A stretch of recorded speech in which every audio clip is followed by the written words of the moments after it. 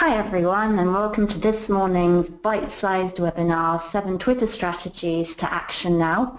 Now some of these might seem a little bit basic if you are a very advanced Twitter user, but I like to think that going back to the basics is something that's always useful to do. Sometimes you forget about really obvious things when you are using a particular network every day. There's going to be a bit of a focus on B2B companies for this, and hopefully you'll have ideas of how you could use your business Twitter account to really engage with your audience. So let's start. First, interact. This is going to seem really obvious, but you'd be surprised at the number of business accounts and law firms, accounting firms who really use Twitter as just a means of distributing their press release. You know, they'll just put the title and a link and then just leave it at that and never go in and check to see if people are asking them questions or tagging them and so forth. Because the thing is about Twitter is that people do use it as a customer service point. I mean, I know that if I'm unhappy or happy with a particular business, Twitter tends to be the first place that I go to, even if I've got a question as well, for instance, because I think, in my mind anyway, that it's faster than traditional means of communication, such as phones or emails. With phones, you always think you're going to be put on hold for hours. With emails, sometimes it can be days, if not weeks, before you get a response. But with Twitter, there is the expectation that the response is going to be, if not instant, then at least pretty fast. So you've got to know that your audience is going to have that expectation and that you've got to check into your Twitter account and answer people and engage with them. So, for instance, here on the top right, I've got somebody who yesterday tweeted at us saying that Passle looked interesting, I'd love to chat, how do we make that happen? And so I quickly answered and put them in touch with one of my colleagues, including the email address, and that's what you need to do. There are other ways in which you can interact with people, such as favoriting or liking their tweets. So on the top right, you've got an example of that with a thanks for the like, somebody who's happy that I liked their tweet. And then below is a tweet that I retweeted. You know, think of every time, you know, somebody sort of says something favorable about you, you could retweet their tweet. You can also retweet, you know, people's content that you think will be of interest to your audience. If you're trying to woo a particular prospect or a client, then maybe retweeting a really nice tweet of theirs is a nice way to get their attention. These are all kind of soft ways of making people take notice and appreciate you, so they're really worth doing. Next, schedule. So having said that you've got to be, you know, live on Twitter and sort of interactive and so forth, we know that that's not always possible. You know, sometimes you're on the road, sometimes you take annual leave, and you don't want your social media account to go completely dormant in your absence. So that's where the beauty of scheduling comes in.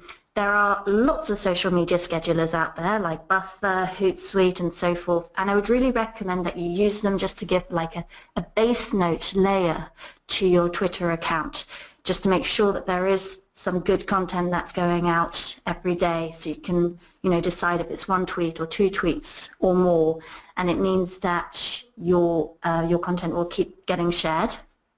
If you don't know what to post, you're not creating content or anything else like that, I would recommend using an app like Q, which is great. You can select categories that you're interested in. So for instance, content marketing or accounting or anything else, and it will put new content into your social media feed. It's synced up with Buffer, so you don't even have to think about it at all.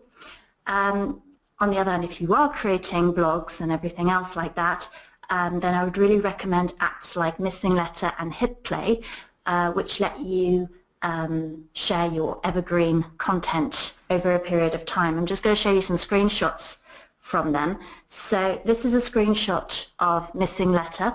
What it does is you add the RSS feed of your blog post. So in this case, I added, so you add the RSS feed of your blogs, and every time you create a new blog, it will basically come up with a social media campaign for you. on Twitter. So in this case, this was an interview I did with Gina Ballerin, and it came up with a whole drip social marketing campaign by putting lots of tweets together, different types of tweets to come out in a period of time for up to a whole year, which is amazing. Because I know a lot of you are also guilty of that. You know, sometimes you create a post, you share it, and then you forget to share it again in the future. This way, you've got it all set up after you've created your post, which is great. And you can edit the tweets and everything else, no problem whatsoever. So yeah, so that's Missing Letter. It's new. You can do it for free, which is what I've been doing. But that's just one blog a week, but if you pay, you can sort of have more options and make it a more regular part of your strategy. This is Hit Play, and what it does, it looks at your most recent posts on Twitter, and you can select which ones you want to be evergreen, and it'll be added to this evergreen list. And then you can select how many times you want that content to appear in your queue. So for me, I've done it so that one piece of evergreen content goes into our Twitter account every day, basically. But you can change it. You can do it so that it only does it, for instance, when your queue is empty. So those are both great tools. Hit Play is also completely free. Big recommendations there. Now, the next thing I'd like to recommend are hashtags. So again, going back to business accounts that use Twitter mostly as a press release distribution center, they don't tend to use hashtags, and yet they're the really great way of reaching out beyond your network. Now, there's two things I would say. One is to be consistent about your key hashtags. And by that I mean identify the hashtags that the people in your network and in your niche are using a lot, and make sure that you're using those hashtags frequently. One of the reasons why I'd recommend that as well is that it means you can get rankings on websites like Analytica.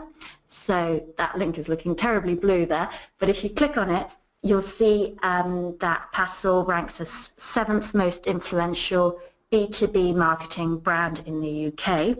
And the reason why we did is because we used regularly the hashtag B2B marketing. So it's not science or anything else like that. It's pretty easy to do in a way.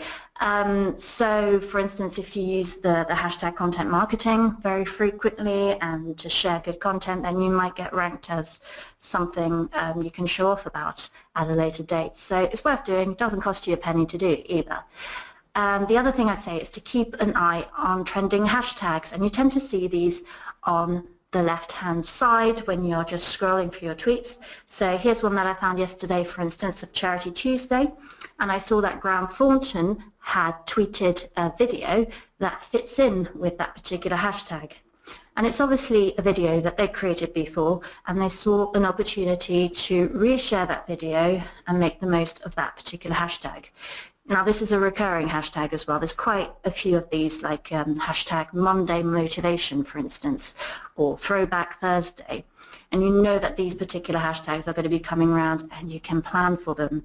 But then there's also all sorts of spontaneous hashtags that can crop up, topical ones or jokey ones. And part of the fun of Twitter is seeing how you can maybe shoehorn your way into them, because people are going to be engaging with these particular trending hashtags and looking through them. And again, another opportunity to be discovered by somebody who might be looking for your stuff. The next thing I'd say are lists, which I think are completely underrated by people. So lists are really a way of curating the noise on Twitter. A lot of people that I speak to who are using Twitter say that they find it really difficult to cope with, because as soon as you've got more than 20 people that you're following, it becomes a lot of noise and you just can't keep up with what's going on. So having a list is a great way to make sense of that noise. You can use lists in all sorts of ways. You can use it, you can make your lists private or public, which is great. So for instance, you could create a private list. That's a list just for you, where you can keep track of your competitors. So for instance, that's what I've done. As you can see there, competition. just 9 members, because you don't want to alert your competition that you are keeping track of them or that you even consider them a competition. But you can also make public lists, and that's a nice way, another soft way of getting in touch with people or getting their attention. So for instance, here I've got a Thought Leaders Finance one, and as you can see, there's not too many members in there, just 112, and so it's quite a flattering, nice thing to have that. And what it does is you sort of keep track of their tweets. So this one is the Thought Leaders Law one, so you can see all the most recent tweets that are there. And you can sort of go through them and favorite them and retweet them. So that's the way that you can find the good stuff to share. And it's also a nice way, you know, of getting in touch with them in the first place, because I'm sure you've probably noticed that there are a lot of robots on Twitter that create all sorts of lists, and often there's about 1,000 on them, and they're all really random, like maybe they used a keyword at some point and that's how they ended up on it. But if you have a sort of nicely tailored one, then that means a lot more. So definitely worth doing. So that's it for lists. Next one are photo tags. Now that's something I don't see enough people taking advantage of.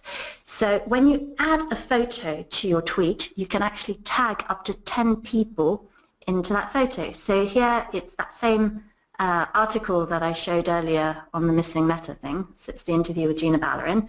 So I've added a photo of her here, and now I can also tag her in the photo, which is great. So that's, again, a nice way of getting somebody's attention, and it also saves space because you don't have to, it doesn't count towards your tweet's length. So it's especially good if your tweet is actually about the person tagged, like maybe they've attended an event depicted in the photo, or maybe they've written the article that you're sharing, etc. I would say don't do this in a spammy way because it will really put people off. Like don't do it to sort of share a promotion on a sofa sale or something like that. That's just, you know, people will just block you, and they can remove themselves from that tag as well. That's photo tags. Okay, number 6, GIFs.